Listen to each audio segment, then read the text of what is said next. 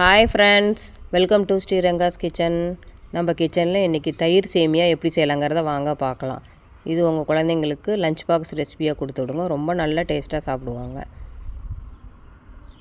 ஒரு கடாயில் 2 டம்ளர் தண்ணி விட்டுட்டேன். தண்ணி நல்லா சூடானதும் 1 டேபிள் ஸ்பூன் எண்ணெய் விட்டுட்டேன்.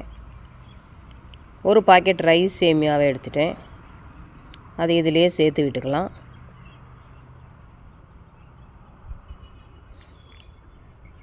ஒரு தடவை அப்படியே அமுக்கி விடுங்க.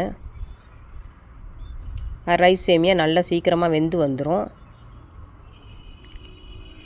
ஒரு 3 நிமிஷம் இருந்தால் போதும், டக்குன்னு வெந்து வந்துடுங்க. ரொம்ப குழைய வேணாம், டக்குன்னு எடுத்துருங்க. எடுத்துகிட்டு ஒரு பவுலில் ட்ரான்ஸ்ஃபர் பண்ணிக்கலாம்.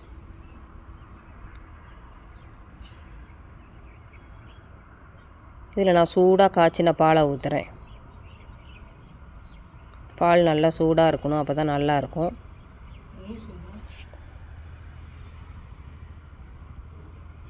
ஒரு ஃபோர்க்கில் நல்லா அமுத்தி விடுங்க. எல்லா பக்கட்டும் இந்த பால் படட்டும்.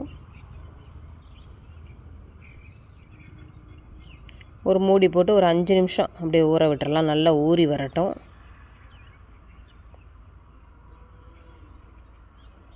அஞ்சு நிமிஷம் போல் ஆகியிருக்கு.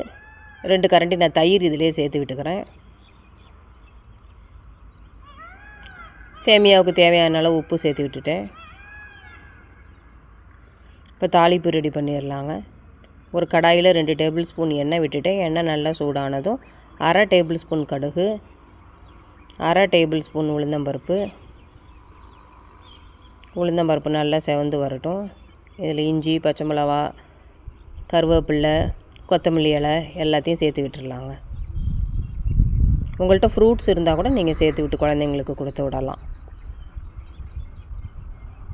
தாளித்ததை சேமியாவில் கொட்டிடலாம். ஒரு தடவை நல்லா கலந்து விட்டுடலாம். நான் லஞ்சுக்கு கொடுக்குறதுனால கொஞ்சம் தலை செஞ்சுருக்கேன். நீங்கள் உடனே சாப்பிட்ற மாதிரி இருந்தால் இன்னும் கொஞ்சம் கெட்டியாக செஞ்சு நீங்கள் சாப்பிட்லாம். பாலை கம்மி பண்ணிவிட்டு கெட்டியாக செஞ்சு சாப்பிடுங்க. அவ்வளோதான், நம்மளுடைய தயிர் சேமியா டேஸ்ட்டாக ரெடி ஆகிடுச்சிங்க. இந்த வீடியோ உங்களுக்கு பிடிச்சிருந்ததுன்னா ப்ளீஸ் லைக் பண்ணுங்கள், ஷேர் பண்ணுங்கள், கமெண்ட் பண்ணுங்கள். மறக்காமல் சப்ஸ்கிரைப் பண்ணுங்கள். பெல் ஐக்கான ஆல் பட்டனை கிளிக் பண்ணுங்கள். நாங்கள் போடுற வீடியோஸ்லாம் அப்போ தான் உங்களுக்கு உடனே வரும். தேங்க்யூ ஃபார் வாட்சிங்.